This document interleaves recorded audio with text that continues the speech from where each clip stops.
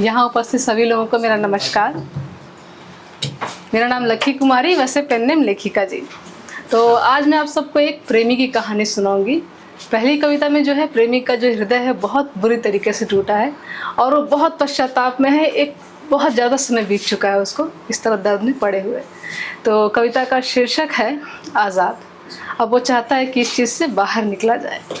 तो लिखा है, कुछ इस कदर हम खुद को बर्बाद कर लेंगे, कुछ इस कदर हम खुद को बर्बाद कर लेंगे, आखिरकार इस रूह को आज़ाद कर देंगे।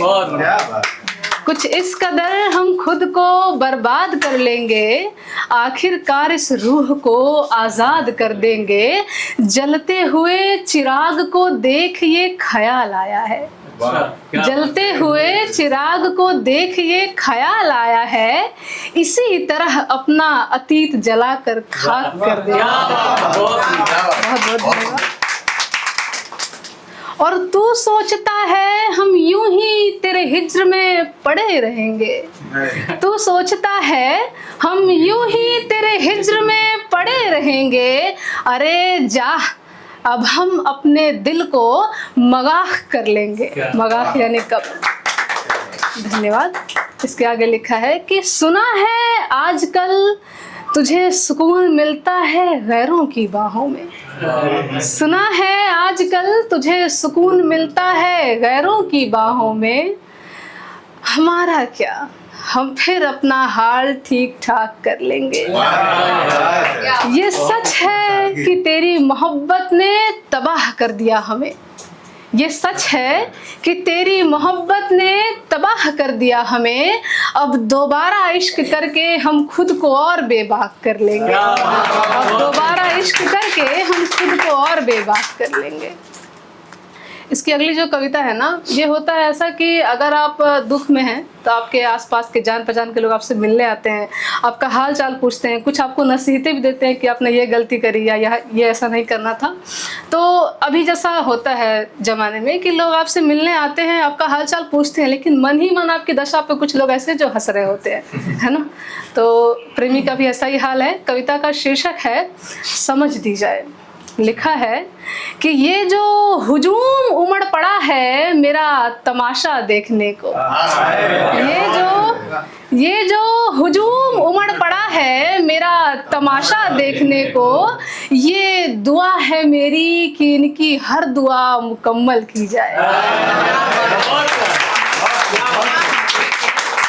ये जो हुजूम उमड़ पड़ा है मेरा तमाशा देखने को, ये दुआ है मेरी कि इनकी हर दुआ मुकम्मल की जाए।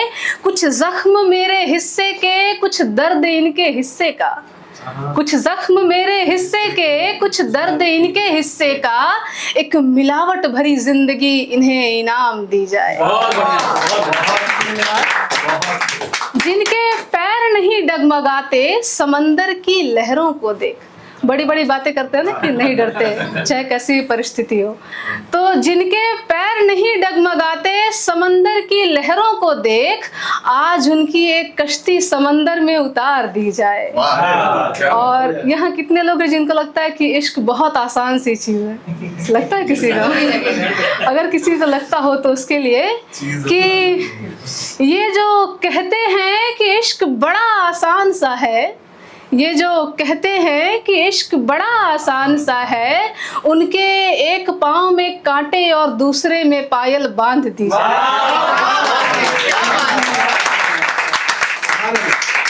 दुनिया को समझना तो खैर किसी के बस में नहीं, दुनिया को समझना तो खैर किसी के बस में नहीं, पर इंसानों को इंसानियत की समझ दी जाए, इंसानों को इंसानियत की समझ दी जाए। इसके बाद आखिरकार प्रेमी को अपने जीवन का सच्चा प्रेम मिल जाता है। और जब सच्चा प्रेम मिलता है ना, तो वो आपको हर तरह के बंधनों से मुक्त करता है और समाज में अपने लिए स्टैंड लेने में, अपने लिए लड़ने में भी सहायता करता है। तो कविता का शीर्षक है अकेला थोड़ी हूँ। लिखा है, इस खेल में सब हैं शामिल, मैं अकेला थोड़ी हूँ। इस खेल में सब हैं शामिल, मैं अकेला थोड़ी हूँ। दुनिया क्यों पड़ी है पीछे, कोई झमेला थोड़ी हूँ। इस खेल में सब हैं शामिल, इस खेल में सब हैं शामिल, मैं अकेला थोड़ी हूँ। दुनिया क्यों पड़ी है पीछे, कोई झमेला थोड़ी हूँ। खैर किया भी मैंने तो ऐसा कौन सा गुनाह कर दिया, खैर किया भी मैंने तो ऐसा कौन सा गुनाह कर दिया। अरे इश्क किया है उसके जज्बातों से खेला थोड़ी हूँ।